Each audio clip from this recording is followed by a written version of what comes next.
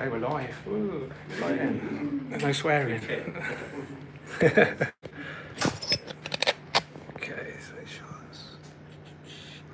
Okay, thanks for joining, everyone. That's the real people that are here and online as well. Excuse me a second. Okay. Okay, welcome everyone. Thanks for coming. I know some of you have travelled a significant distance, so thank you very much. It's really good to see you all here. My name's George, and today I'm going to be giving you a aquascaping workshop. So hands up, who's got an aquascape at home already? Okay, you're getting one, you're in the process, good.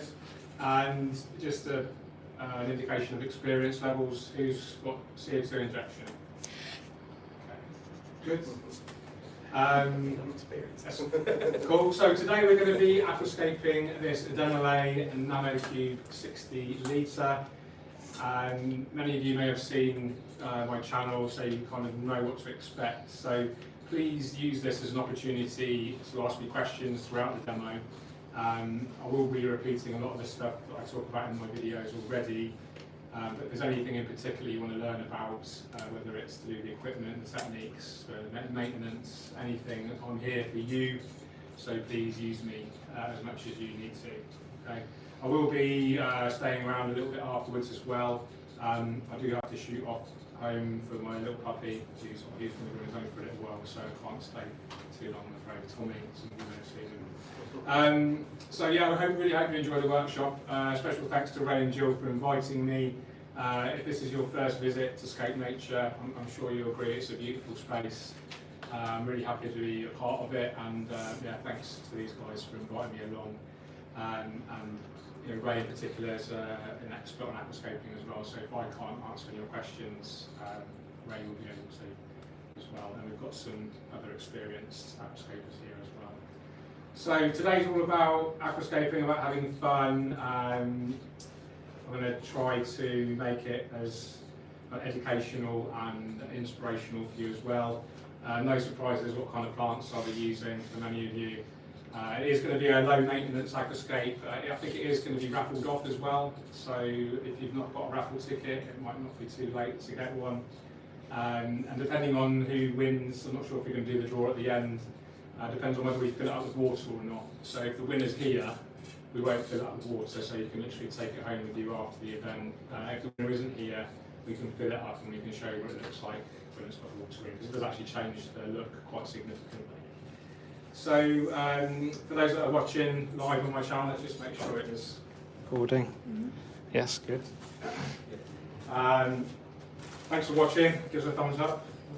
And yeah, let's crack on. So the Denelay NanoCube is open top. It does come with a glass lid, but we're not going to be using that today. I love open top tanks. It means that we can see into the aquascape. So you can see all these rimless tanks here. We've got plant growth, we've got hardscape coming up the top. We can actually view into the scape, which gives us an extra dimension. We've actually not got any silicone at all on the Denelay tank.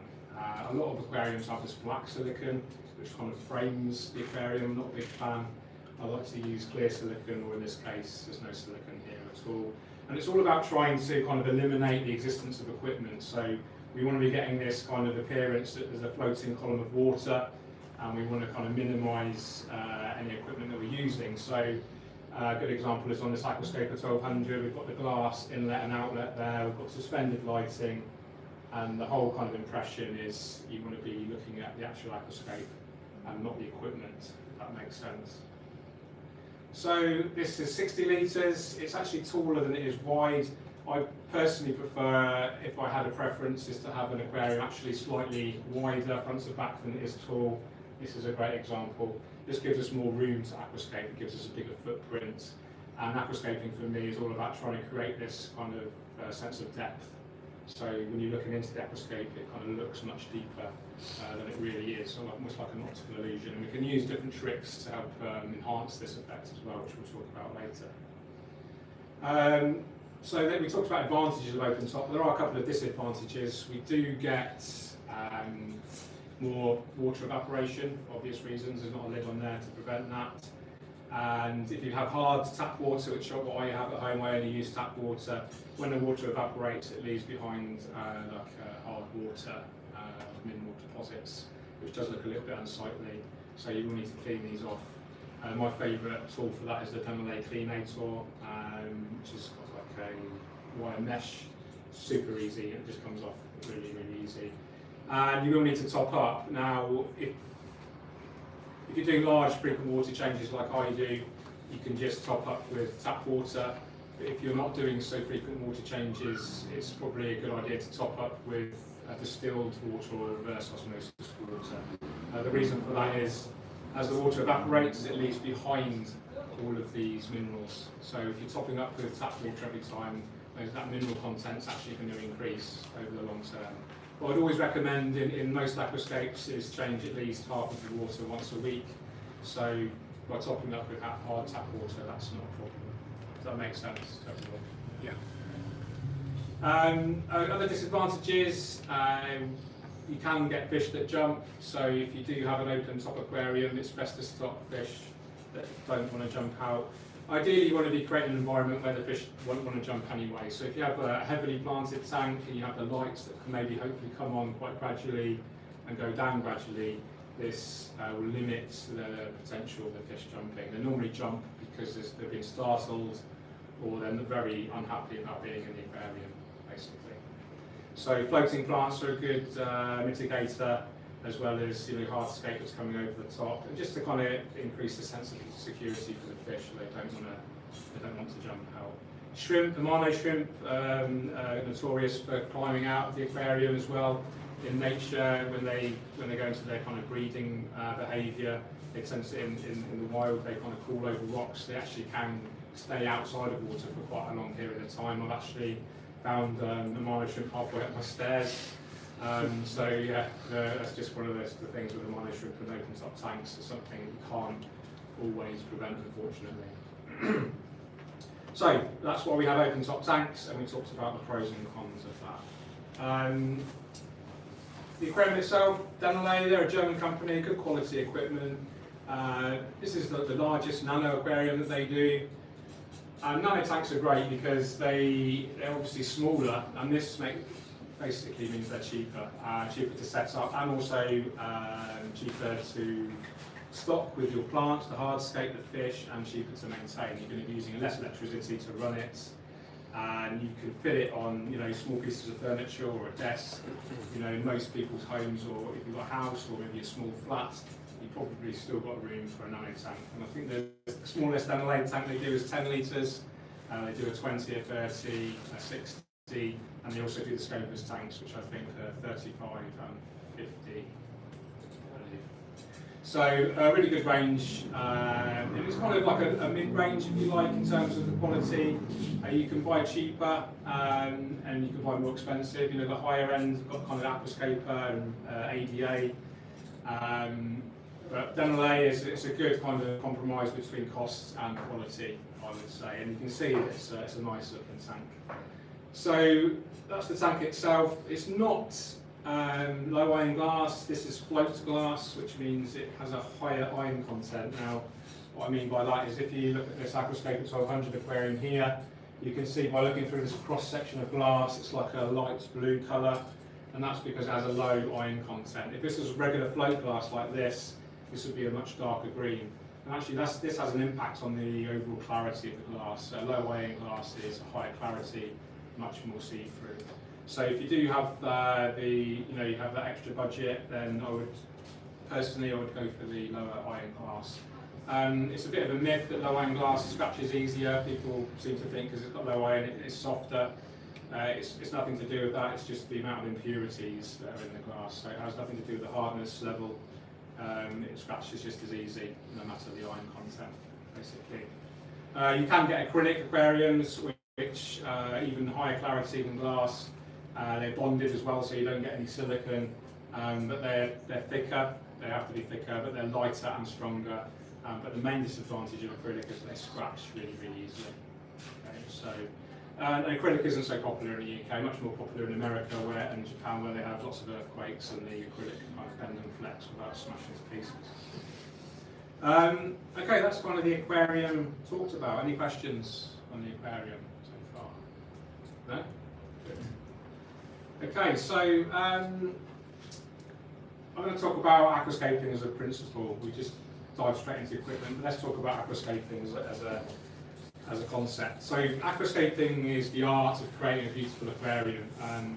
It's my absolute passion, aquascaping, and I'm very lucky, fortunate, blessed, grateful to be able to do this for my job. I was in the armed forces, I was in the Royal Air Force for 14 years, I was an armourer, weapons technician, I did bomb disposal, lots of crazy stuff. But my passion has always been aquascaping, and I decided to make a break from the Air Force and do this full time, and that's why I'm here right now, talking to you guys. So it's an amazing hobby, and if you take anything away from this, hopefully it's that aquascaping can hopefully enrich your life. I really believe having an aquarium in general, it has a therapeutic value.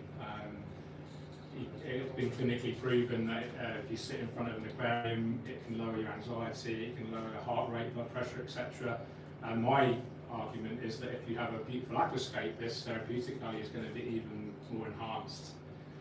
So if you maybe have a small apartment, you don't maybe have a garden, you can always have a beautiful aquascape in your home, and you can bring that slice of nature indoors. And that's, for me, what the best thing about aquascaping is. It's about enriching your life, connecting with nature, and bringing that outdoors into your living space. And the great thing about Scaped Nature is they've really embraced this whole concept of bringing nature indoors, whether it's through terrariums, kokodamas, etc., all the way through to aquascapes. So for me, it's all about this special connection with nature. And we're going to really kind of hone in on that connection by aquascaping a nature aquarium today. Many of you will have heard of Takashi Amano. He sadly passed away nearly 4 years ago now, and his legacy still lives on. He created this nature aquarium concept, which is all about this transference of outdoor nature into the aquarium. And it's not necessarily directly copying a scene from the outside, so not necessarily creating a mountain range and shrinking it into the aquarium, which you can do, that's called diorama style, but more of an essence of nature, so using natural materials such as beautiful wood, rocks, live aquarium plants, put them into the aquarium and really enjoying this kind of natural feeling that we can achieve with a nature aquarium. There's lots of different styles of nature aquarium, and it's kind of evolving all the time.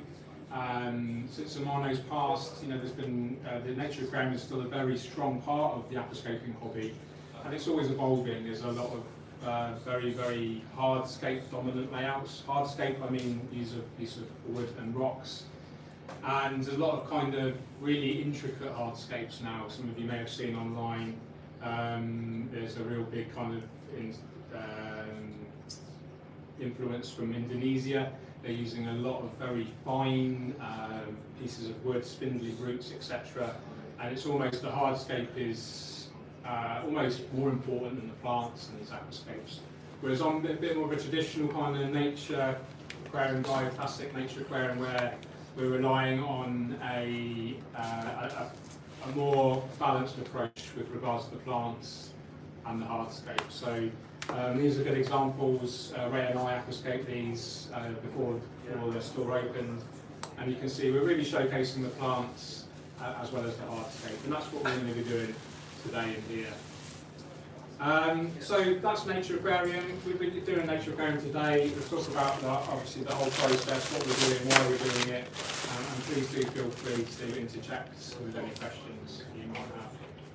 So on that note, is there any questions? No? Just covering everything. So the first thing we do is, who can tell me? Chris? What do we do next? No. Yeah. No. We're going to do hardscape first. Normally I would do substrate first, perhaps, but we're going to do hardscape first. There's a reason for that, and I'll explain that. So, any of you that watch my channel know how important hardscape is. I will tell you all again. So the hardscape is the backbone of the layout, it's the skeleton, it's super important. If we start off with a strong hardscape, then we can quite easily create a strong aquascape. If we had either no hardscape or really small hardscape, then it's going to be really challenging to create a attractive aquascape. So let's pretend I'm a complete beginner, and we're going to buy these two stones today. I'm going to pop it in there. Here we go. And then we're going to, that's the hardscape done, then we're going to put a plant in there. And you'll be surprised how many times you see this sort of thing. I'm not even going to take the plant out of its pot. I'm just going to pop that in, right in the middle there.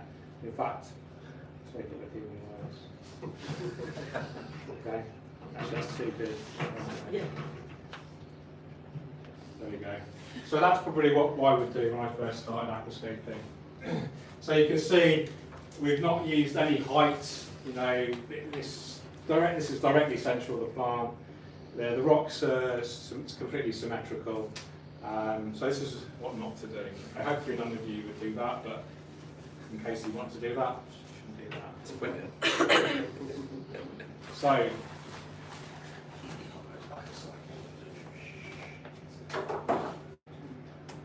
We start off with the hardscape. We can start off with the substrate, but we're going to do the hardscape first right now.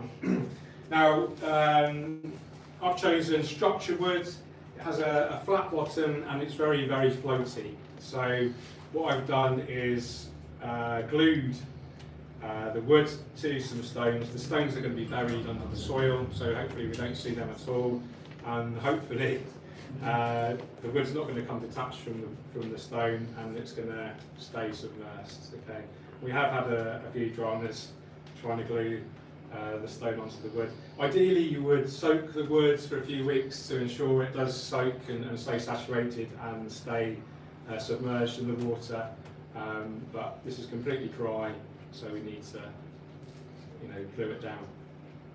So we've got really nice height there. Let's start off with our tallest piece, and then what I'm going to do now is just kind of rotate it around 360 degrees and think about what's the most attractive side, and we want that side kind of facing us. So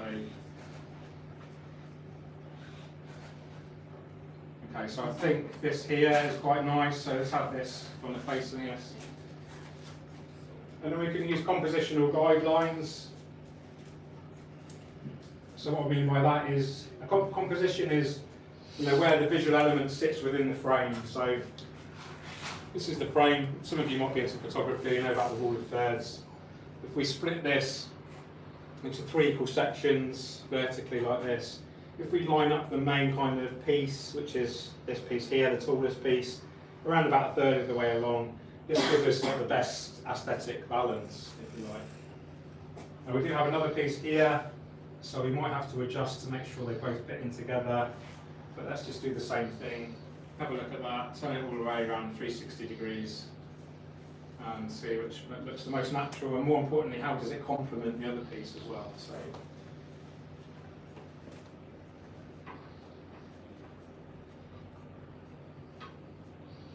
So always a good idea to do your hardscaping in a dry aquarium and take your time doing it. Buy as many pieces of hardscape as you can. Become a bit of a hoarder with hardscape. The more hardscape you have, the more choices you have, the more options you have to create something beautiful. So if you've got a very, very strong collection of hardscape available at Scaped Nature, one of the strongest in the UK, so you're very lucky. And make the most of the opportunity today. If you buy anything, I would recommend buying some hardscape. It's the number one thing that you really need to invest in as a long-term aquascaper. And like I said, the more hardscape you have, the more options you have. And the more options you have, the more kind of you want to create new aquascapes. Once you've created your hardscape, you've got your plants, you've grown the plants in, you've succeeded in that aquascape, then it's time to maybe try something new. Try some new plants, try some new hardscape, and just keep practicing. This is how you become a better aquascaper, just by practice. So I'm just there's not much room for manoeuvring here, but we can just adjust it as much as we can to create the best balance we can. So this piece here is a little bit swing over to the left, it's a little bit unnaturally balanced over to the left, so let's try. And just praying that the wood stays attached to the rock.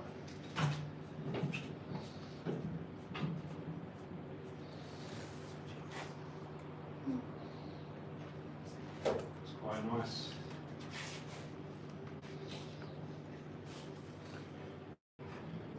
It gives it depth from here. Yeah.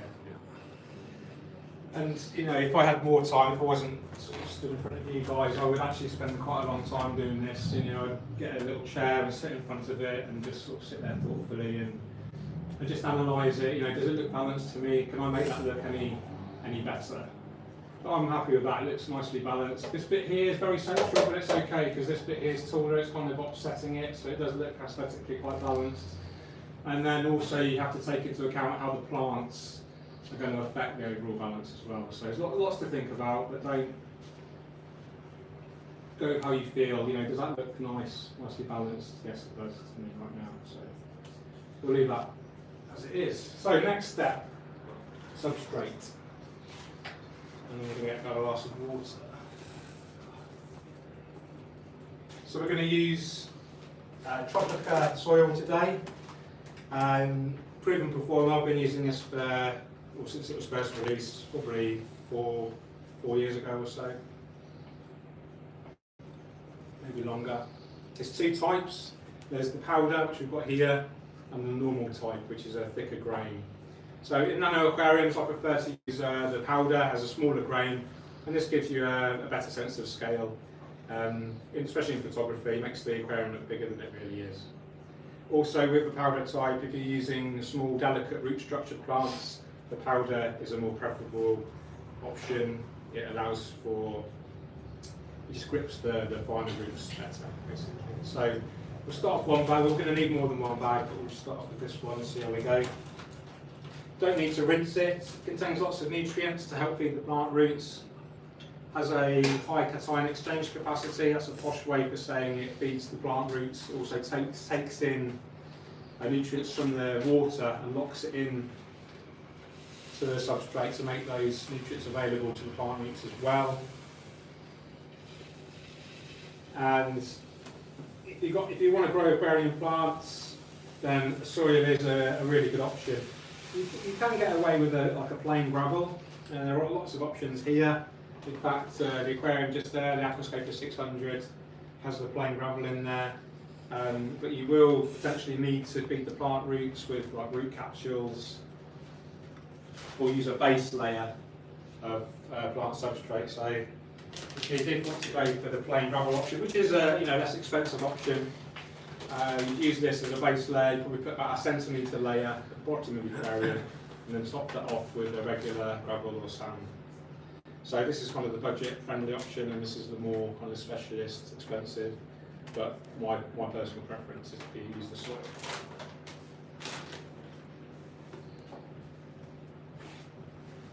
So you can use your hands, or if you're fancy, you can use a brush, and just flatten it out a bit, and we can get an idea of how much more soil we need. Any questions on soil? A lot of people ask how long does it last in terms of its nutrient content. It's an arbitrary figure. It depends really on the plants you're using, how much liquid fertiliser you're using. So if you think about the plants, they can take in food through their leaves or through the roots.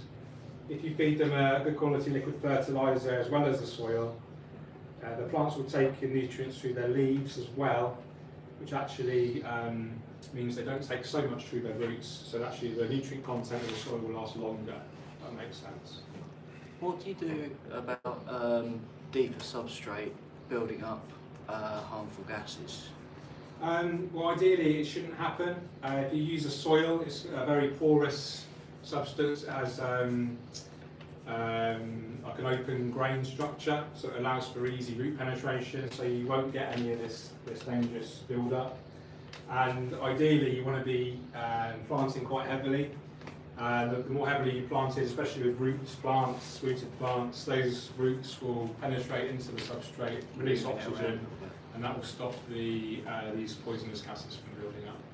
I mean, you have guys, aquascapers, that will have soil, kind of banked up to here. Absolutely no problem, because they're using a decent soil and they're planted into it as well. If you're using kind of like really fine sand, this is when it becomes a problem, because there's nowhere for the oxygen to penetrate, and you get this build-up of anaerobic bacteria. This can lead to hydrogen sulfide production, which is this poisonous gas that we're talking about. Okay, let's go for another bag.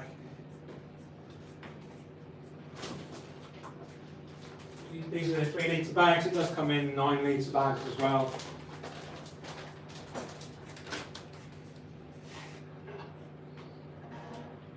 Does anyone use this in their aquariums at home? Yeah, it's a very popular product. Yeah. So George, what about? Is there much difference at all if you would use some kind of volcanic rock to give it some height at the back? Yeah, you can do if you wanted to. Yeah, that's like a bulking agent, potentially a bit cheaper than the soil. Yeah. So this is an option. JBL do volcano mineral, which is a good product. ADA have power sand as well, which also comes with some nutrients added. Yeah. But plain soil on its own is fine as well. So. I've several 3 foot tanks, and I've used soil, and it takes an awful lot of soil, and I just wonder how much benefit I'm getting out of having all of that soil rather than probably half, well, maybe 2/3 of it. Yeah, the extra benefit is potentially there's more nutrients. Yeah. So it's not a complete waste of money. It looks good as well. Having that same colour. Yeah. If you have this different kind of material underneath it, it can look not quite so attractive, arguably. So it's not all it's not a complete waste, I would say. When the soil has run its course and the nutritional content is gone, what's the plan then? It's absolutely fine. If you're using, and I always recommend to use a good quality liquid fertiliser, that's absolutely fine. The plants will still be getting all the food they need from that as well. A lot of aquascapers will successfully use a completely plain substrate and rely purely on liquid fertilisers to feed their plants. So don't be worrying about the nutrient content of the soil running out. You can also use root capsules. I don't think there's any for me to show you right now. I'm sure we sell them here at Scaped Nature. But Tropica do root capsules, and you can target feed individual plants if you wanted to. This is particularly useful for kind of heavy root feeding plants such as Cryptocoryne and Ecuadorus. Okay, so I've deliberately sloped that soil to the rear. This gives us an enhanced sense of depth, and if we're using plants with a more robust root structure as well, this is going to help those plants too.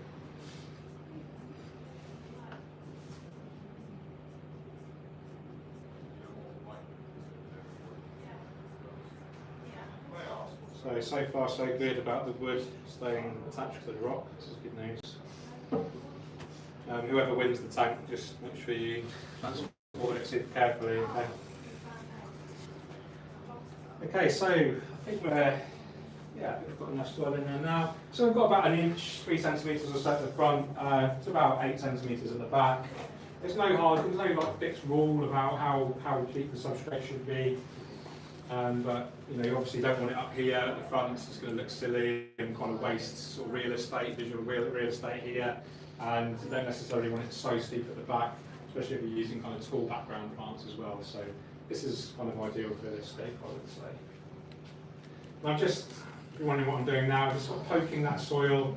There's kind of like nooks and crannies in the wood at the bottom, making sure they're all filled up with the soil. So when we're filled up with water, we don't get like huge air bubbles. It's potentially going to kind of cause some disruption in the scape. Okay, good. I'm happy with that wood. Now let's put some rocks around the wood. So nature aquarium style, we often mix different materials, but we only tend to use like one type of wood and one type of rock. If you imagine, if we mixed up some dragonstone here with some, I don't know, some black lava, we put these two together in, it's going to look a little bit odd. So we tend to stick to the one type of material. So let's have a look what we like the look of. I did spot some nice grey mountain stone over here, excuse me sir. So I'm just going to grab a few pieces. And even if you're choosing the same type of stone, even that same type can have a different look to it. So be mindful of that as well. This is an example here. So let's just show you. So this is the same, this is all grey mountain, but you can see that's quite a dark grey and it's got quite a fine kind of texture on there. If we compare that to this one here, it's got a much lighter colour, has a more kind of open structure. So we probably wouldn't want to necessarily mix these two together. These three all look quite similar, so let's start with those three and see how they go. And it's also worth noting they look completely different when they're wet, the stones. Yeah, I've got a sprayer here. So if you just kind of look at this rock right now, just give it a bit of a spray and you'll see it change quite significantly. So quite different. Okay, we tend to use odd numbers when we're scaping with rocks, especially if you're only using a few. If we had 2 or 4, it's going to look a bit symmetrical. So I'm going to hopefully use 3. Start off with the largest stone, and they're both roughly the same size. We'll go for this one first. And again, using kind of the rule of thirds potentially. Let's see if this one fits under here, hopefully.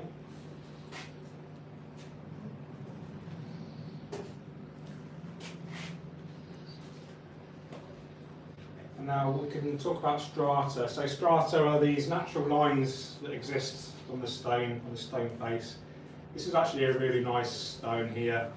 I talk about character with stones. It sounds a bit weird, but this has got character. You know, if you have like a really round, smooth pebble, it doesn't have much character. Okay, so if you had, you know, like I said, a round pebble, you could put it in there any which way, and it wouldn't really make an impact, a difference. If you've got something with more character, more personality, really make sure you kind of position that as most naturally as you can. So we use the strata to our advantage. So you can see the strata on this one. There's a main line here. Can you everyone see this?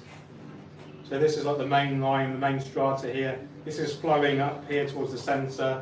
Now if we look for the kind of the main line on here, there's a couple here.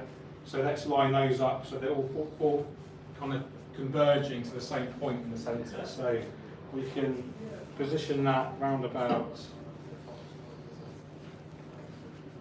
That's a bit awkward, so I've got the stone underneath.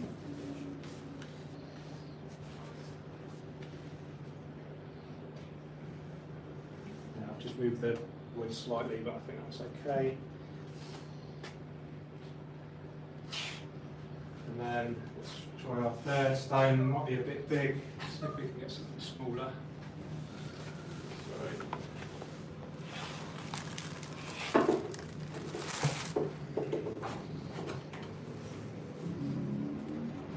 Now, if I had a hammer and chisel, I can actually break down the stones into smaller pieces. I don't suppose we have one, do we? I will double check. Yeah? No, we don't. No, okay. Okay. Here we have.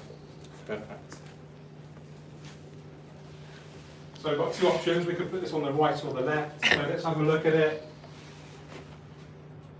I think we're quite full this side already. We've got a little space there, so I think this would look great.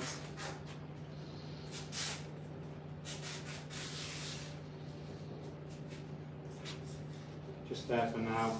And then we are going to be planting as well, so we can make sure that looks nice and natural. So tidy up a little bit with a lovely brush. Any questions so far? Some stones will increase your hardness and pH potentially, but with the large frequent water changes, which I always recommend in aquascaping, this shouldn't be an issue.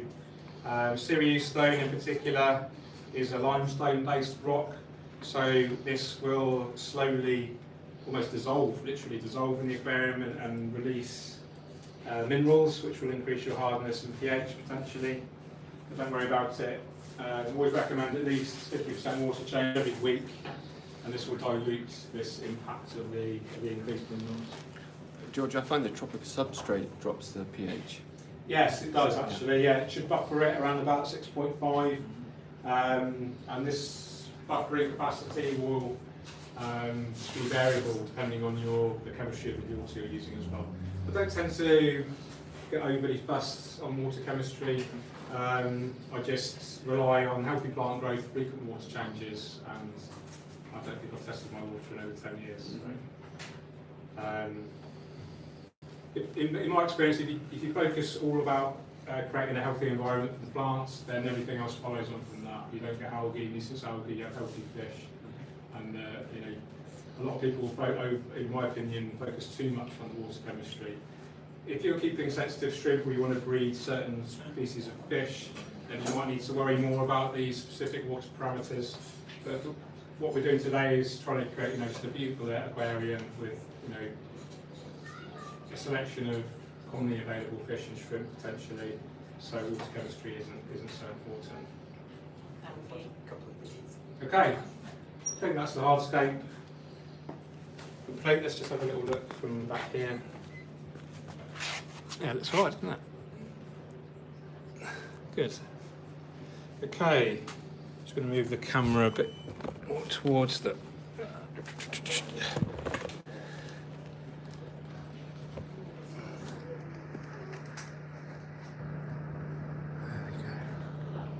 Cool. Okay, so next stage is planting. Let's talk about plants in a bit more detail. So we're going to be using live aquarium plants today, and these will all thrive in this aquarium. They'll all grow and create a beautiful environment for the fish. They not only look great, but they have a huge amount of benefits for the whole aquarium system. So plants photosynthesize, that means they use light and CO2 to grow, and they actually excrete oxygen. So oxygen is great for an aquarium system. It helps maintain healthy bacteria populations. It helps to keep the fish and shrimp and snails alive. And yeah, they're just a really helpful thing for the whole system. They also take in nutrients as well. They take in harmful nutrients such as ammonia and nitrites and nitrates. They use this as a nitrogen source. They help to keep algae at bay as well. So if we think about aquarium plants and algae always in battle with each other, the more plants we have, the more we look after these, the better we look after these plants, the less algae we get. So they provide loads of benefits. They provide shelter and security for the fish. If you imagine having two identical aquariums, one like this with loads of healthy plants in there, one with no plants at all, just a bare bottom empty aquarium with just the same species of fish, I can guarantee you that the fish wouldn't be anywhere near as colourful. They'd all be hiding in the corner, scared, and you'd be able to see physically that the fish are much more happier in this part of the aquarium. Fish diseases are a lot less common in planted aquariums. Since I've been into planted tanks, I've never actually had a fish disease, and they're just a great thing. In my opinion, you should always have aquarium plants in the aquarium, unless you're a super specialist keeping, fish that will just eat the plants, or you're specifically breeding a certain species of fish, which you need to have complete control over water chemistry, etc. But there's always space for an aquarium plant in pretty much every aquarium. So the plants we're going to be using today are going to be easy. I think the light unit that's going to be supplied with this is only, I think, 6 watts, maybe 8 watts. Does anyone know? 6 watts. So 60 litre tank, 6 watts is what we call low lighting. So we need to bear that in mind with our plant choice. Now, my style of aquascaping is very simplistic. I start off with foreground, then I go to midground, and then background, and then finally I'll add plants to the hardscape. Really, really simple. So let's start off with our foreground plants. Foreground plants, for obvious reasons, tend to be smallest. So we're going to use crypts for a change. Most people know I love my crypts. So we've got Cryptocorini parva here, which is one of the smallest crypts available.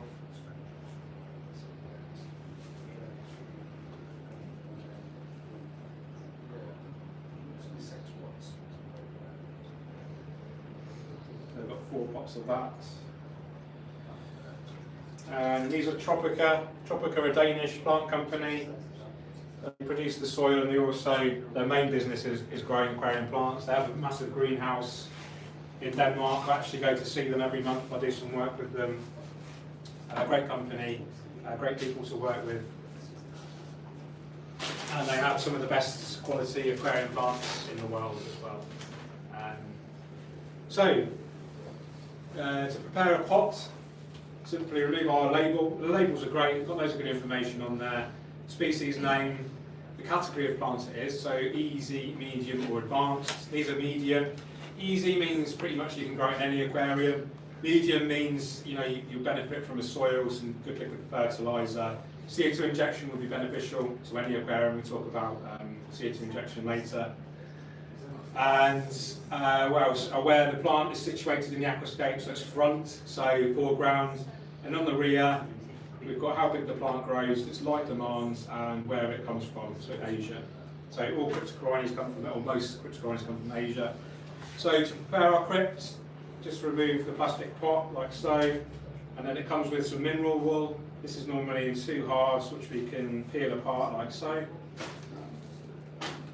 And then we have our plant. And what I like to do is just tear the roots. This makes planting much easier and also stimulates new root growth.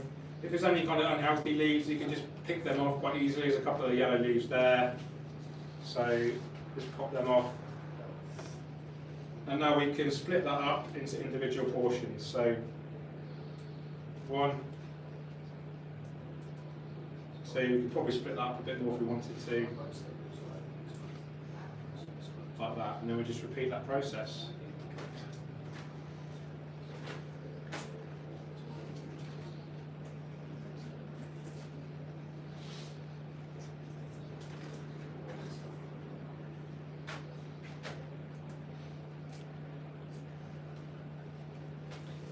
So crypts are my favourite plant, one of my favourites. They're really easy, they grow quite slowly. So if you want a low maintenance aquascape, they're ideal. And they're available in about, I think there's about probably 20 commonly available species of Cryptocorini, ranging from the parva, which is one of the smallest, all the way to the biggest, like Eusteriana or Balansai. We have some Balansai in the background here, this really tall one, and everything in between. Lots of different leaf shapes, sizes, textures, colours, just a wonderful group of plants. A lot of them do suffer from what we call crypt melt, and this is when a plant has to adapt from its out of water growth, which is emerged. So in the nurseries, the plants are actually grown in huge greenhouses, and the plants grow out of the water. We call that emerged growth. And then when they go into the aquarium, they have to adapt to their submerged growth, which means underwater. And during this process, they can go through a transition. They can shed their leaves. It looks like they're just dying off, but you'll see new leaf growth come quite soon afterwards, so don't worry. So to plant, we just grab our portion between some aquascaping tweezers and then just pop it into the dry soil. I used to always plant into wet soil, but the last few months, year or so, I've learned that you can plant into dry soil and it's actually much easier. The plants don't tend to float so much when we do fill up with water, and it's less messy, so I always plant into dry soil now. So easy as that, just pop them in. And what I like to do to ensure even coverage is to plant one in the middle, one either side, and then just divide it each time by half, and then you can almost guarantee really nice even coverage. It's worthwhile really investing in not only good quality plants but a good quantity. So the more plants you have, the better. So like I said earlier about algae, the more plants you have, the better quality they are, the better you look after them, the less chance of algae you get. algae is the #1 reason people give up on the hobby. So it's really important to tell you guys, how to potentially avoid algae. And one of the best ways to do that is to invest in the right plants, the right quantity of plants, and the right kits and techniques to be able to grow the plants. So it's quite handy. You can view the tank from above, and I can see where the biggest gaps are. I can just pop the plants into those gaps.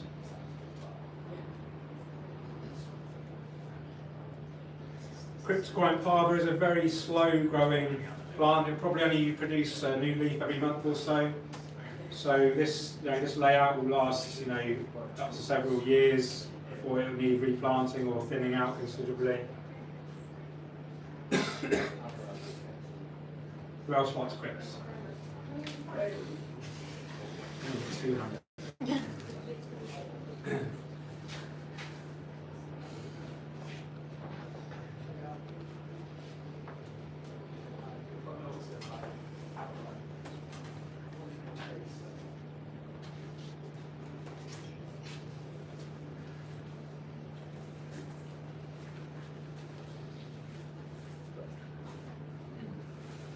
Okay, so the part, we'll put one more there. This is interesting. There's no actual root there, but there's a lot of energy stored in that plant, and I'm hopeful that if we plant that, it will produce new roots. It should be fine. There we go. Okay, so that's the parva done. How does that look? Starting to take shape, isn't it? Nice. Okay, so let's move our way back. Guess what plant we're going to use? Anyone? So we'll go for some, in fact, I did promise Ray I'd use some of these. So Tropica also produce plants in these blister packs here. Now, you might have seen these in a very well-known chain pet store. And they're self-service, so you don't have to ask a member of staff to go in there. You can just take them off the peg and pay for them at the till. And it's just worthwhile giving them an inspection, make sure they're healthy, not got any yellow leaves or dying leaves. These look healthy, so we can use these. And exactly the same plant, just packaged differently. So they do use the recyclable type of plastic. It is recycled as well, this plastic. So we know we live in an age where thankfully people are much more aware of their plastic use. So exactly the same way to prepare as before with the parva. So this is very similar to the parva. It's called Willisii. It's just basically a taller version. So this is going to look really natural just behind the parva. Because it's a similar leaf shape, texture and colour, it's just going to look like a natural transition from the parva. So we split it up just like before.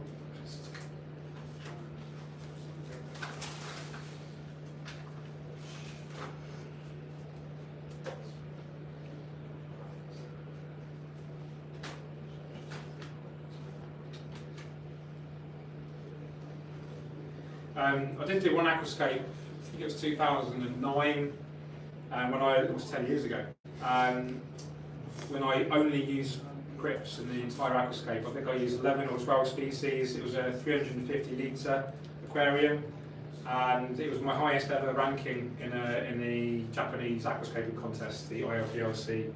I came 169th, which doesn't sound that impressive, but there's about 2,000 or 3,000 entries, so it wasn't too bad. But yeah, it just shows how much I love crypts, basically. Very, very rarely I'll create an aquascape without these plants, to be honest. There's a stone just underneath that soil there, so I can't put it in there instead. It's no problem. George, do you want to take a question from YouTube? Yeah. Yeah, so Jester's Aquariums Uh-huh. would like to have any advice for mold that keeps returning in my double leaf aquatic grass. I've done peroxide, but it comes back. Mould? Yeah. Never had mould in there. Quite. Maybe it means algae. Yeah? It's really hard to answer that without knowing more details on the aquarium conditions, really. Blue greenhouse. Oh, yeah, it's slime algae maybe. Yeah. It's normally poor maintenance, a build up of organics, maybe too much sunlight, natural light. The number one tip with any type of algae or anything poor in the aquarium is normally attributed to poor plant health. So the more healthily we can keep our plants, the less problems we get. That's a bit of a sort of catch-all comment, but yeah, sorry to hear about your mould. Okay, so that's the Willis the eye in there. Let's move on to another crypt. This is a beautiful one worth talking about. A couple of pots of this. Cryptocorini albedo brown. This is quite new to the hobby. Been around a few years, but it's beautiful. I really like brown crypts for some reason. Just contrasts really nicely with the green. Beautiful needle leaf-like, needle-shaped leaves, and very similar growth to the other crypts. Nice and slow. Prepare it just like before. I've actually got quite a lot of this in one of my aquascapes at home, which is doing really well. And all you can do with crypts and any plants is actually deliberately mix up the species, mix up the textures, mix up the colours. This creates a bit more of a naturalistic look. If you imagine just planting solid kind of groups of plants, it doesn't look so natural. If we mix up the textures and the colours, this can look a lot more naturalistic, which is what we're trying to achieve today. So I'm going to kind of just randomly pop in a bit of brown there. And this won't grow much taller. It's kind of in between a Willisii and a Parva size, so it's perfect to add in between the two. Look really nice and natural. Little hint of brown there.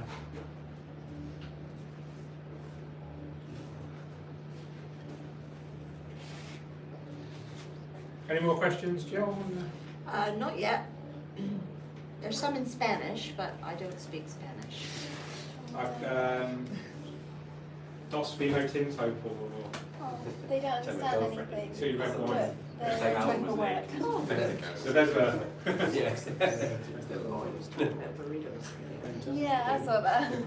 the Quentas of the bill, yeah. The brown crypts do well without CO2 as well, so obviously I've always avoided red plants. Yeah, brown, yeah, they're I think fine without green sort of CO2. red ones. Yeah, most crypts are absolutely fine without CO2, and yeah, they'll stay brown. But yeah, you're right, most red plants will do better with CO2, especially stem plants. It's more to do with they need the extra light, and with that you need the CO2, otherwise you get those algae. If you were to, so we've got a 240 litre tank, and it's our first tank. It's like our pride and joy, Yeah. but we're like really into aquascaping now, and we'd like to sort of maybe, if he doesn't mind, sort of like redo it. Yeah. But obviously it's a community fish tank as well. Okay. So do you have any tips on like? How to deal with the fish? Yeah. Yeah. Well, I've done this quite a few times. You can rehome. You can temporarily rehome the fish. Yeah. Yeah, just in like a large bucket, put the filter and the heater in that bucket with the fish, and they're going to be absolutely fine. Yeah. Yeah, for a day or so, and drain the water right down, change the soil and the substrate if you need to, and then just be prepared to do lots of water changes afterwards, because you'll affect the whole biological balance of the aquarium. But yeah, it's absolutely achievable. Yeah, I recommend it. In fact, you need to do it when you get home. Make sure you buy all your stuff from here. George, is there any kind of delta for low light plants in a highlight system? So sorry, Is there any delta? Is there anything? Any tips? Yeah. Is anything going to happen to them? Because the other way around, the plants require highlight, will die. Yeah. If you've got too much light for a low light plant, Yeah. is there any No, drawbacks? normally it's not a problem. You just have to make sure there's enough plant mass in there in total to deal with that extra light. So crypts will grow very well in high light, and they'll grow quicker. You can get potential issues with things like Anubias, maybe Bucophilandra, which is super slow growing and can't actually potentially deal with that extra light. So algae as a consequence.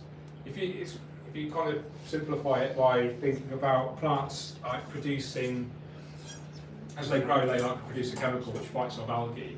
The quicker they grow, the more kind of algae they can fight off. But if they're not growing quick enough, then that algae can kind of attack the plant, if that makes sense. Yeah. So in a highlight setup with things like Anubias and Bucophalandra, try to just position them underneath the highlight plants, the stem plants, or underneath the the hardscape. So it's going to have a little bit of shading, but you can still use high levels of lighting. Does that make sense? Yeah, but on average then, so low light plants will survive in a highlight. Oh, absolutely. Highlight. Yeah, without doubt. Yeah. Yeah, It's yeah. just specific plants that won't. Yeah. Yeah. Yeah, I mean, there's no kind of.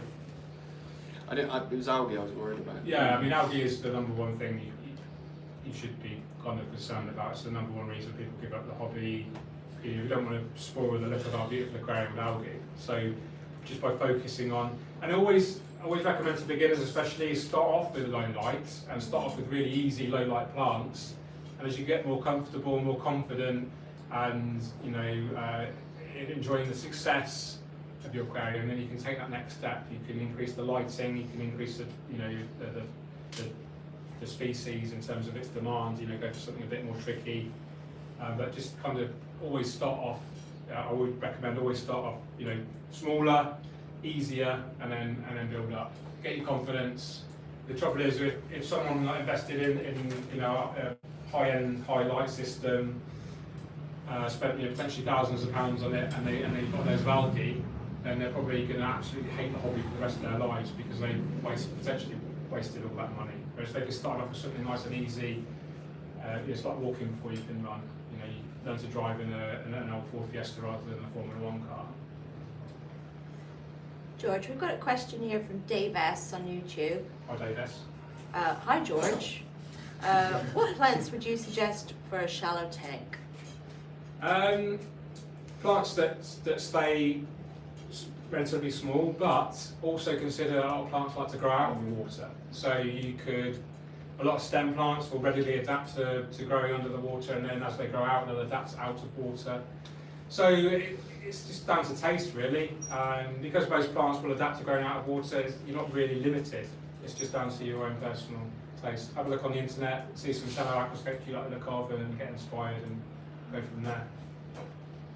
Great. Cool. Okay, let's move on to some more midground plants.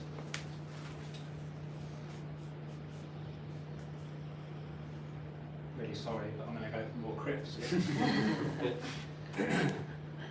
I will use up the faces.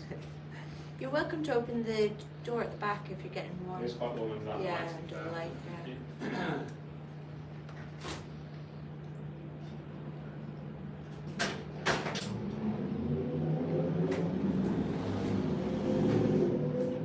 Oh, realise it's weighted.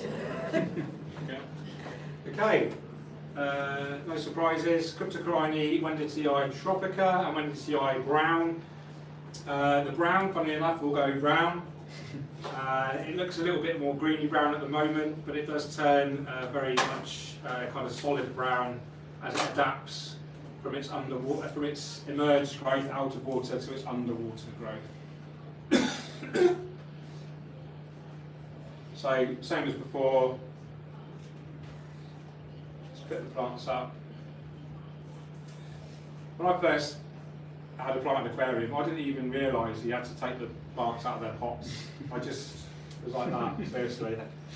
And I actually, fun fact, when I first ever bought my aquarium, it was a Jewel Rio 125. Some of you may be familiar with this aquarium. I went to a garden centre which had an aquatic section, and I bought, I think, 15 pots, which I thought was loads, and I spent about 60, 70 pounds, and I was really excited. I thought that was a really healthy, heavily planted tank. And every single species I bought was non-aquatic. And that was like make or break for me. I could have, if I was maybe a little bit less, what's the word? Resilient. I just wanted to do it, I wanted to succeed. So I did some research, discovered The internet obviously was around back then. It was, well, actually, it wasn't really. It was like Just. in 2000 and 2002. So yeah, internet was around. But it wasn't until I looked at there's a book by Denelay called The Big Denelay Guide. Some of you may have heard of it. And I realised that there was CO2 injection, there was specialist lighting. There's actually quite a big selection of proper aquatic plants. And then I discovered Amano's work, Takashi Amano. I bought his book, Nature Aquarium World Book 1 for Christmas. And this is what really changed my life, actually. I did a video on it. And it made me realise what you can achieve in an aquarium. And I just couldn't believe it. It was just like, this is amazing. And then from that point onwards, I just relentlessly pursued this idea of having this beautiful slice of nature in your aquarium. And yeah, the rest is kind of history, as they say. But it just shows, hopefully now with the prevalence of good quality information on the internet and YouTube, etc. It is easier than ever now to create a good aquascape. You have specialist stores like this. Back in the day there was no such thing as an aquascaping store. So I think we're living in a really good time at the moment where especially if you're local to here, there's no excuse really to not succeed now with a beautiful aquascape. We have some really great equipment, it's readily available, all the techniques are well kind of documented, and so yeah, it's something it's not cheap. This whole system that I'm setting up today, it's not going to be the cheapest, but in my opinion, if it's your hobby, and what price can you put on that enjoyment, that level of kind of relaxation, enrichment that I personally get, and I know hundreds of thousands of other people get from having this, this beautiful slice of nature in their living space. And you can apply that not just to aquascaping, you can apply that to terrariums, paludariums, kokodamas, all of the things that you see here in Scaped Nature. These are all kind of beautiful things that we can own, we can live with, and we can nurture, and then we can kind of reconnect with nature. And this is something that's really missing, I think, from a lot of people in modern society. Everyone's plugged into their their digital devices, and I think there's actually a very a deep human need to be connected to nature. And I think this is in modern society, this is one of the most effective ways that we can do that, whether with an aquascape or a terrarium or a houseplant. It's just something fundamentally that we all like, and it's no surprise that the vast majority of people that walk past this shop will stop and look in, because everyone's attracted to nature. It's just inbuilt in us, I think. So I'm waffling, but hopefully. I hope my wife heard that, George. George, I've got a specific question on crypts here from David Grudek. Okay. Many crypts spread with runners. Yes. Any tip on how to control that after they spread? When I pull them out, they uproot all the other plants. If I just trim them, they come back even more and overrun the tank. Yeah, just keep trimming. Keep Yeah, trimming. learn to enjoy the trimming. Okay. That's one of the things. I mean, not all crypts will send out runners. A lot of them do. It sounds like he's got a very high energy system if it's uncontrollable. So you might want to dial down the lighting or the nutrient levels. But I quite like the fact that I have to trim. It's part of the maintenance process, and part of gardening, and the whole the whole thing of nurturing something is looking after it and maintaining it. So you kind of learn to love that part, like mowing the lawn. It's part of the process. Yeah. How far do you normally cut back crypts? As far as you like. Yeah, as long as if the root's healthy, it will just pop up a new leaf. Because you pop them off, don't you, rather than cut them? Or? I just pinch them off with my fingers. Yeah. Are there any kind of annual plants that exist where you're going to plant them, they're going to last for so long, and then they're going to nymphia, like lily species, they can go through kind of seasonal changes. Also a Ponegita as well. In an aquarium environment, because it's kind of so stable, the plants don't kind of realise that they're, you know, a seasonal thing, because it's, you know, a very, you know, a constant thing. Most aquariums are lit 8 hours a day, the temperature's relatively constant, so the plants kind of don't realise they're in a, you know, seasonal changing environment. I've just sprayed the plants there just to stop them from drying out too much. Okay, let's move back. Let's go for something that's not quick to grinding. What have we got here? This looks nice.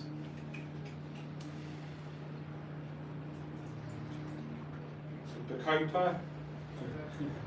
Has anyone heard of Bacopa Mamiari? Yes, I bought some. You know, it's like a superfood. You heard this? Oh, really? Because Yeah. I've got like one packet left. I was doing research on like superfoods lately, so I'm quite into my sort of healthy living, and yeah, apparently it's like one of the best superfoods ever. Okay. Yeah, so I've got plenty of it growing, so I Start might eating it, might yeah. eat it. So this is a stem plant. This is called Bacopa. I can't pronounce that name. Let's have a look. It's quite. If you pronounce it with confidence, no one knows that you're kind of struggling. So Amplexicaulis. There you go. Bacopa amplexicaulis. A Bacopa, very easy stem plant. Most stem plants are aquatic weeds. They grow really easily in most conditions. To prepare the plant, exactly the same as the crypts. And then we can actually separate it into individual stems. Or what I like to do is actually plant it into a group. So just grab the whole group there between the tweezers. And then let's just pop that here. Now this is going to grow, you know, relatively tall. It will need trimming.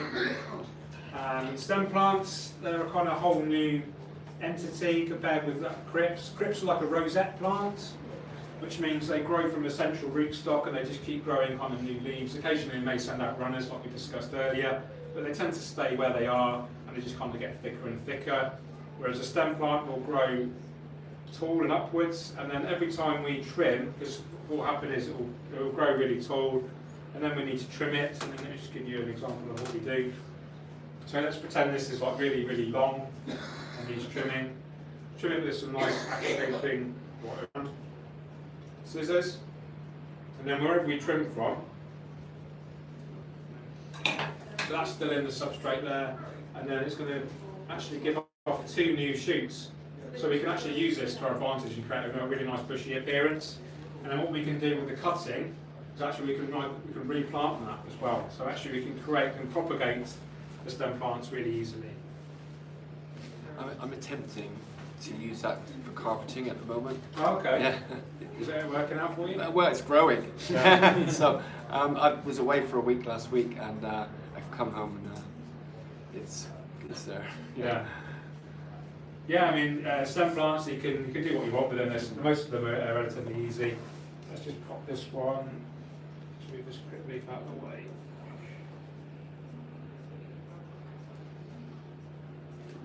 You can see why I need tweezers. It's going to stay there. A bit more.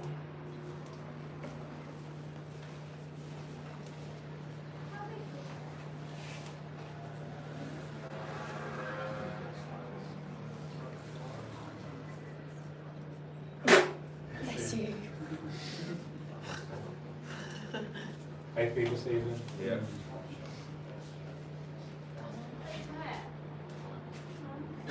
The great thing about stem plants is that most of them are fast growing, and their fast growing plant is one of the best ways to help reduce the risk of algae. So I always recommend planting a good proportion of fast growing stem plants at the beginning of a brand new aquarium setup. This is going to help reduce the risk of algae. Algae is like really common in new setups. The aquarium has to go through it has to become kind of mature, biologically mature and balanced. And during this kind of transition from being super new and unstable to becoming mature, you tend to get algae outbreaks. Now you can limit this risk by having fast growing plants, also doing lots of water changes, lots of large frequent water changes.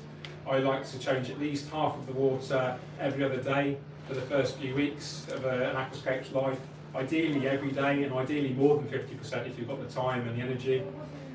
Basically, the more you do, the more frequently you do it, the less risk of algae you get. So if and when you rescape your tank, you want to be doing these huge water changes, at least 50% every other day for the first sort of couple of weeks. When? That's your job, right? So if you've got a larger tank, think about kind of making that process more streamlined, more efficient. I like to have, you might have seen some of my videos, but I basically have a filter inlet that hooks over the side of the aquarium with a long hose that goes into the garden, to siphon out the water of the garden with the aquarium water, and then refill it by just pumping it straight from the mains, basically at white temperature with some dechlorinator, and that's it. Rather than what I used to do, just a few buckets one at a time, and then that's why I've got rid of that back now. Okay, so let's go for the rest of the background. Let's go for, we've got some nice, here we are. We'll go for some Ludwig here, no we're not, because it's not going to go red for the light. We'll go for some, my favourite stem plant at the moment. It's definitely my favourite name for a stem plant. Hygrophila siamensis 53B, rolls off the tongue really nicely. This is a great plant, especially for a new setup. Like we said, it's a fast-growing stem plant, really easy. Prepare it just like before.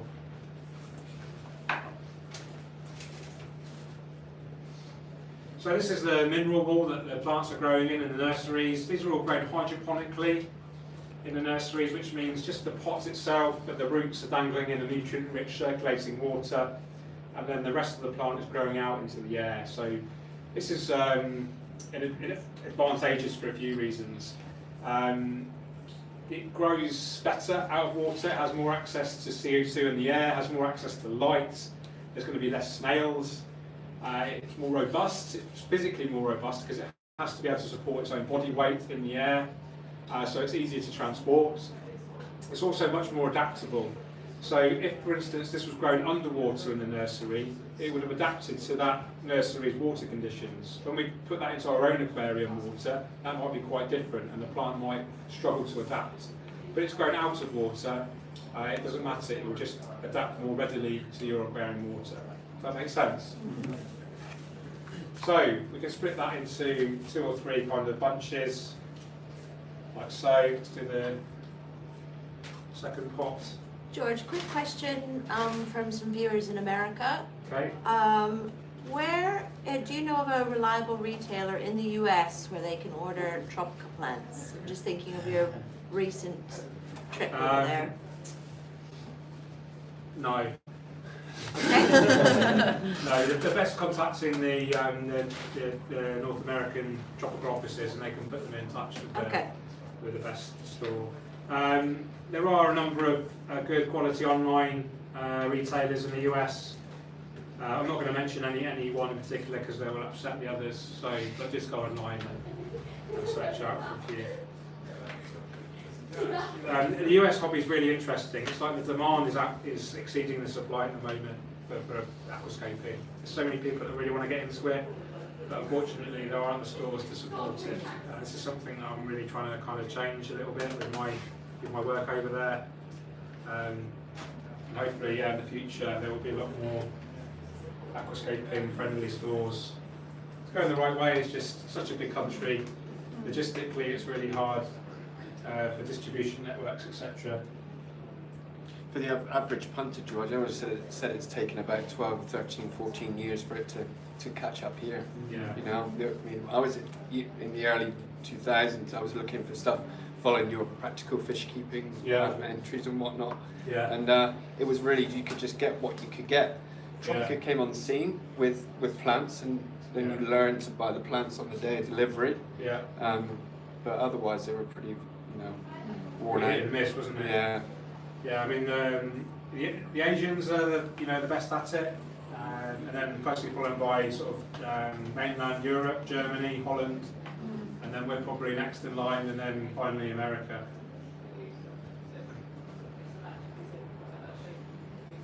And in America, the people with hobbyists with more kind of money will go into reef rather than high-end aquascaping.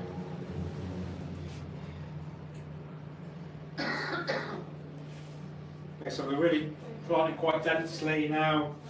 This is going to really help, get this biological balance started, help reduce the risk of algae.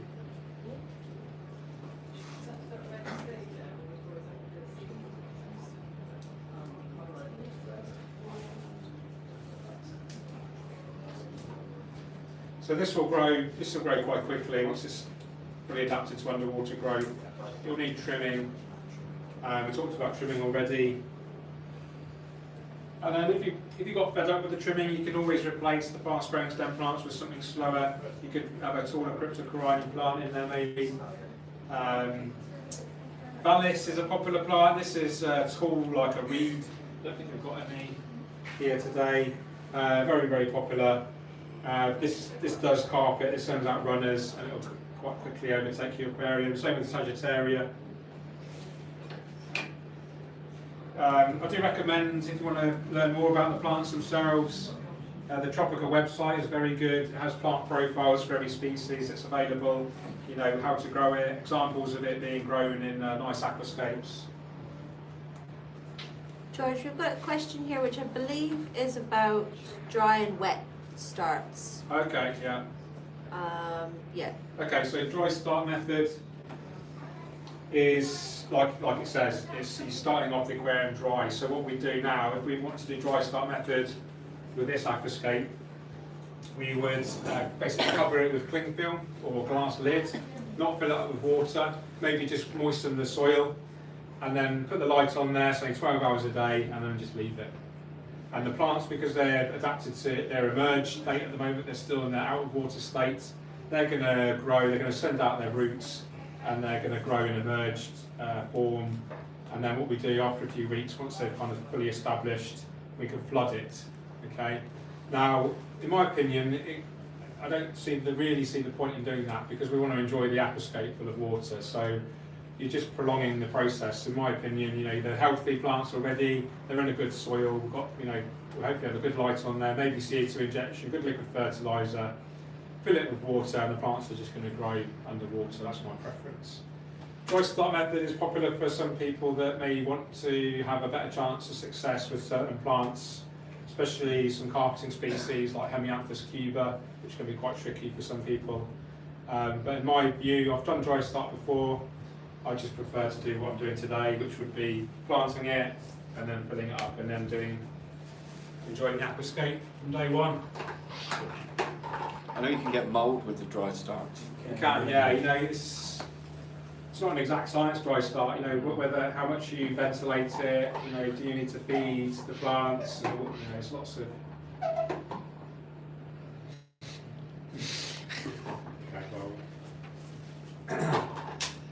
Okay, so we're planted. We're just going to have our final few plants now. We're going to attach some epiphyte plants. These are plants that are attached to decor, hardscape, wooden rocks. So let's start off with some Anubias. There's a nice specimen here. Anubias petite, Tropica. A couple of pots of that. So same as before.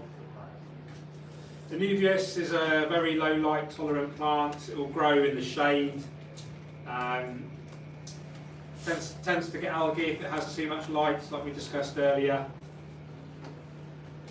It does need to be, it is an epiphyte plant, which means it does need to be attached to wood or rocks. The rhizome, which is this fleshy portion of the plant here, where the leaves and the roots grow from, that needs to be exposed to circulating water. If that's buried in the substrate, it can go anaerobic, and the plant will rot. So we need to attach that to our wooden rocks. Now we can attach it with a few different techniques. We can use string, fishing line, super glue, cable ties. It's completely up to you how you want to attach it.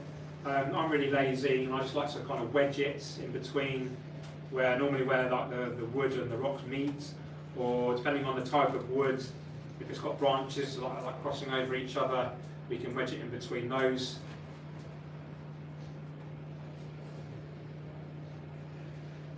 Getting rid of as much of the mineral wool as we can. It doesn't matter if there's a little bit of wool. This I say it's wall, it's like a fiberglass material.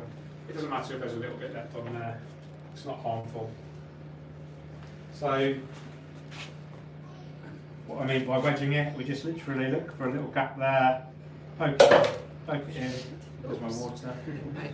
There's another bottle there if you want to fill it up. Here. Another bit here.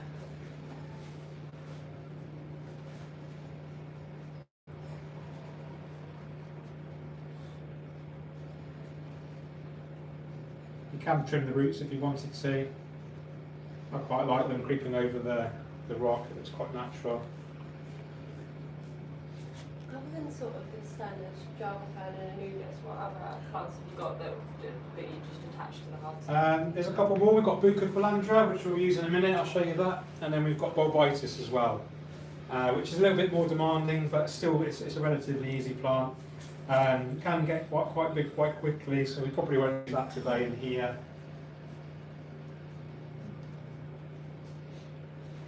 Have you changed positioning recently? You used to put them on the sort of wood close to the light. Is there? No, just random. No real. If it was a light thing. No, I mean, ideally you don't want them too brightly lit. I tend to run quite high CO2, so the plant can use that extra light usually. But I'm not sure if the CO2 is going to be on this tank. So. Just one question about rhizome, plants with rhizome, George. Yeah. Do they grow a particular direction? Or do? Yeah, they kind of will grow. You can kind of see this one here. Mm-hmm. It's got a leaf there, leaf there, leaf there, and it will grow. Right. And kind of go this way usually. Yeah. Sometimes it might branch off, but I think it's a kind of a little bit random. Yeah. I've not really observed any real patterns. Okay, so let's go to some Bucophilandra. I'll just show you Bulbitis as well. It is a nice plant. This one here. It's a bit more demanding. It will, this is in its emerged form again, and it will almost completely die off before it adapts to its underwater growth. Whereas most other epiphytes will adapt slowly without much die off. Got some lovely Bucophilandra thea here. This is lovely. So it's quite similar to Anubias, Bucophilandra. Very trendy plant. It's only been in the hobby about 5 years or so. Quite a kind of controversial plant in terms of it's and it only comes from Borneo from the wild. It is farmed now in Europe in the nurseries, but the wild specimens are a bit controversial because it comes from the deforestation through palm oil production. So a lot of people don't like to use the wild. I agree, the wild specimens because they're a product of this deforestation. So let's pop that one in there.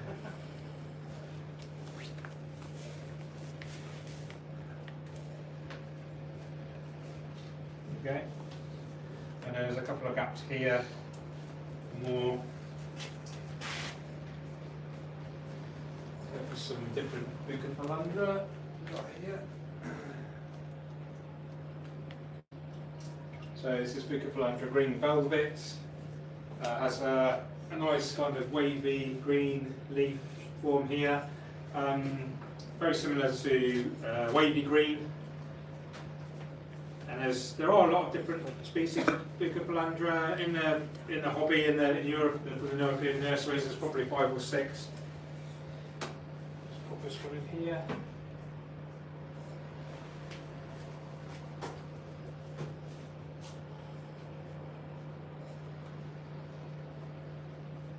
Get rid of that ugly fiberglass.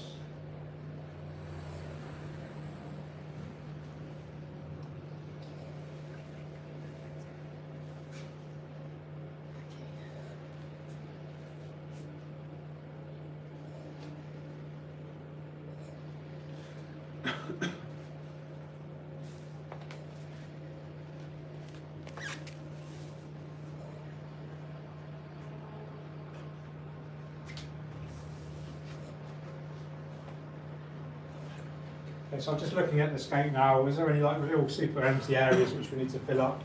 It's a little bit kind of empty around here. I can't actually plant into the soil down there because the stone from this wood is in the way. So let's think about something to fill up this gap here.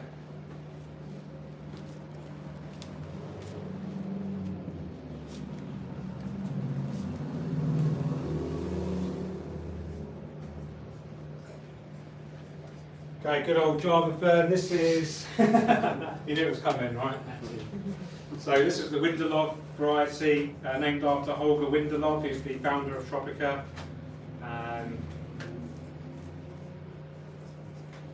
Nice, well, so you can see the difference there. The leaves have kind of got this beautiful splay pattern.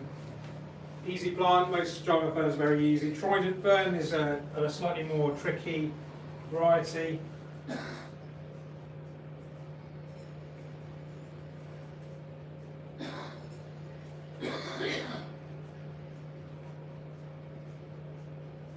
Okay.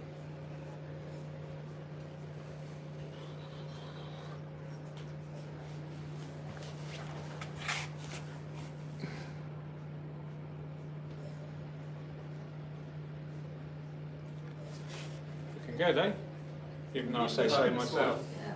That one that you just did, you did sort of. No, that's another epiphyte plant. So it attaches to the wood. Did you want one that goes into the soil? No, I'll put it sort of. Okay.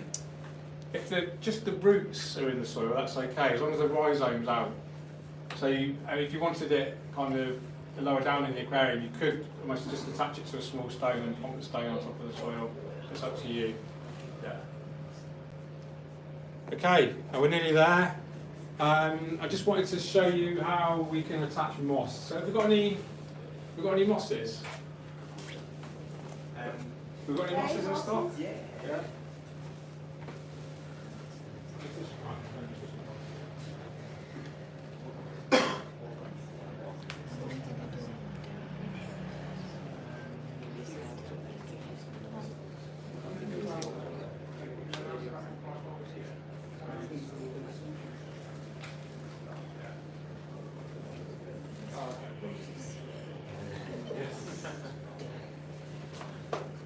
Okay, last but not least, let's talk about my favourite product type of plants. This is the Tropica 1-2 Grow. So these are laboratory grown. They're grown in a laboratory in Denmark, and super efficient, super clean, and you get loads of plant for your money. It looks really small, and it is small, but there's actually a lot more quantity versus a normal pot. Guaranteed to be snail free. A lot of aquarium plants will come potentially infested with snail eggs, and disease free and algae free as well.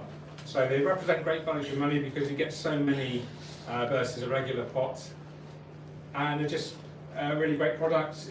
If I could only ever use 1-2 Grow, I probably would, because like I said, no snails, no algae, no disease, and they actually tend to grow. They tend to, because they've been grown in like either an agar jelly or a special liquid medium.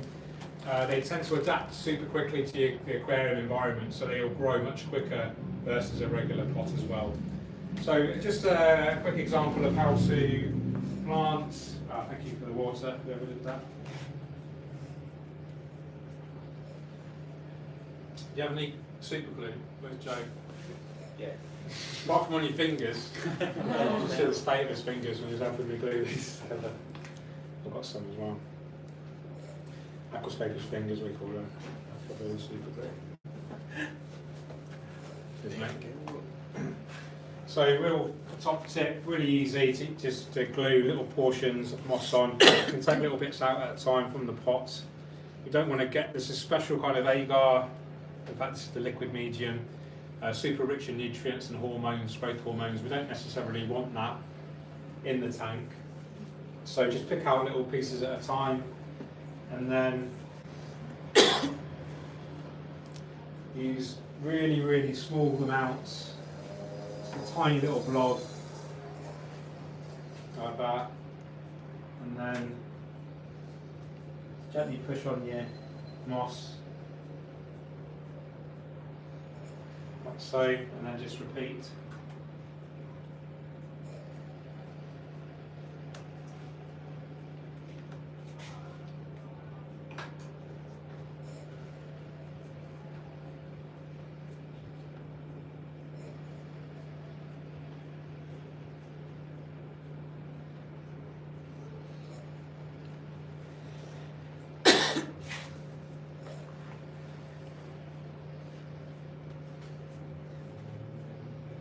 And the great thing about moss is it adds this instant kind of sense of maturity to the layout. You know, moss we always kind of associate with ancient forests, you know, like in the dark woods.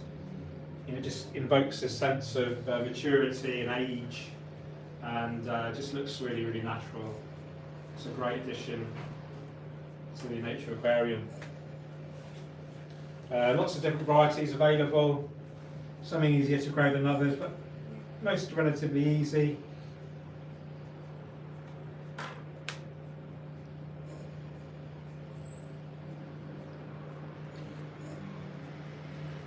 Will need trimming after time, and moss, most aquarium plants will float when you've trimmed them, but moss is one of the few that sink, so just bear this in mind.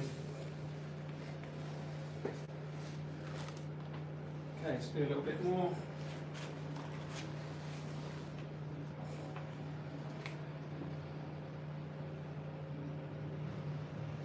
So we've got on the rock tree.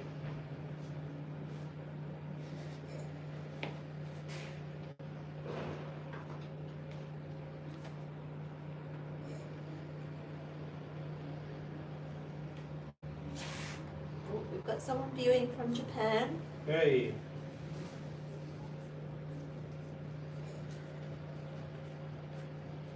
Northy says they've got a 100-litre non-CO2 tank where weeping moss is taking over the whole tank. Congratulations. Hi Northy, he's a regular viewer to my channel. He's she is sticking their tongue out at you. Emoticon. Yes. Emoji, whatever it's called these days. Emoji, yeah.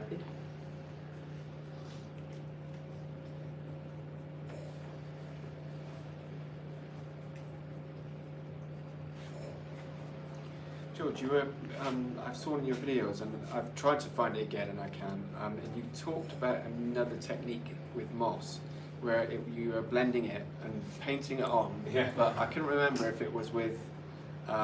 Did you mention something about yogurt? Yeah, Yeah. so Yogurt technique. Yeah. yeah. It's so weird. Yeah, it's pretty famous for some reason. So I wanted to grow Physidens and Ricardia in a dry start tank.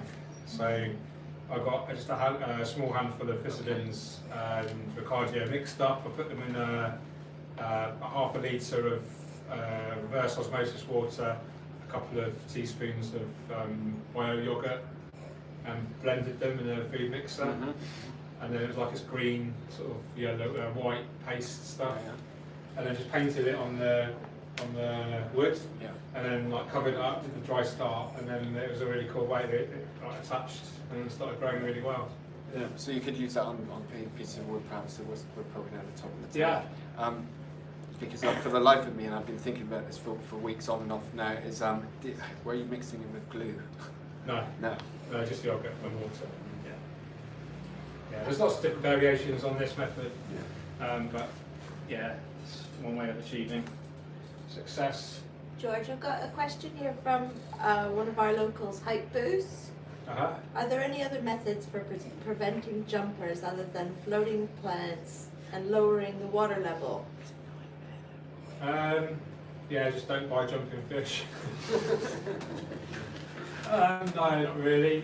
Just avoiding any sudden changes in environmental conditions like light, people walking past the tank. Anything that stresses the fish out is going to potentially make them jump. So it's all about limiting that, really. I think you can be really clever with some really clear netting that goes along the top. There are of the some water. there's some like netting you can get. It looks like fishing wire, but like a tight grid. Mhm. I think there's some companies that make that. Yeah. Okay, that is the scape done. I'll just refresh what we've gone through and talk a little bit more in detail, and then I'll take some Q&As before we do the raffle. So we talked about nature aquarium concepts by Takashi Amano, using natural elements, wood, rocks, live plants. Talked about composition, the importance of hardscape, how we position it, why we position it where we do. We talked about the benefits of plants and why most aquariums should have aquarium plants because they provide so many benefits: more oxygen, less algae, more security and shelter for the fish, and they're beautiful to look at as well, of course. And in kind of more deeper terms about aquascaping and nature in general, why we should really embrace aquascaping and house plants and terrariums, because I think us as humans are quite day-to-day detached from nature, and I think one of the best ways that we can reconnect is via something like an aquascape or a house plant. We talked about the technique of actually planting, foreground, midground, background, and then the epiphytes. Quite a simple way. Hopefully it broke it down into easy to understand and simple steps for you. Hopefully you've learned some things today. Hopefully you've enjoyed it. I've loved aquascaping. I love aquascaping so much. I can't believe this is my job still. It's awesome. Yeah, so any questions? No? Okay, great. Should we announce the winner? Yeah? You to draw. Awesome. Ooh. Hang on, let me get a picture as well. I'll just move this tripod back and then the viewers can see what's going on as well. Bend down a bit, Ray.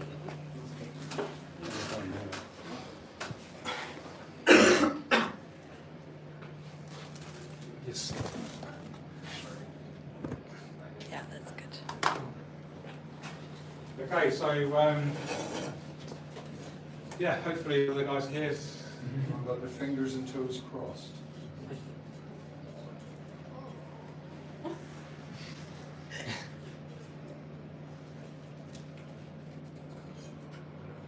Lee Arkins.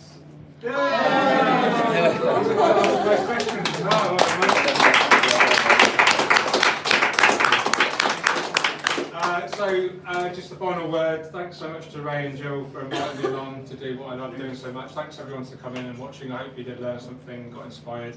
Don't forget to buy something as well while you're here. Hardscape or plants or whatever. I am around for the next hour or so, so if you want to speak to me in person, then that's cool as well. Cheers, guys. Thank you. Congratulations! Goodness. I'm a bit stunned. Actually, George, there was a question about filling that. If you're not filling it now, could you talk a little bit about Yeah, of course. filling So if I was to fill it now, I'd use my red colander, of course, and then I'd fill it up really, really slowly. As slow as you can be bothered, basically. The slower the better. You're going to avoid getting cloudy water. And then I'll probably do a water change the following day, straight away, if I was you. And then just keep up these water changes. The more the better, basically. Equipment-wise, I think it comes supplied with an LED and I'm not sure what filter. It's probably like an internal filter. I'm not sure. If it was my tank, I'd probably put a small external on there, thermo filter. And yeah, I've got one kicking around. there you go. Congratulations, Lee. I'm absolutely made up. Good. You alright to get it to your car, are you? I'll bring my car up probably. Yeah, you could just park outside there. Yeah. P4 ways on, and then we'll lift it into your car. No Thank problems. you. Actually, not heavy. I've lifted a few tanks now on my own. Yeah. Good. Well, give it a spray before the plants go out, and then maybe we'll cover it until you're ready to put it in the car. Thank you. Yeah. Any other questions while I'm here? No. Okay. I'll say cheerio to my viewers. Thanks so much for watching. Keep on scaping. Cheerio.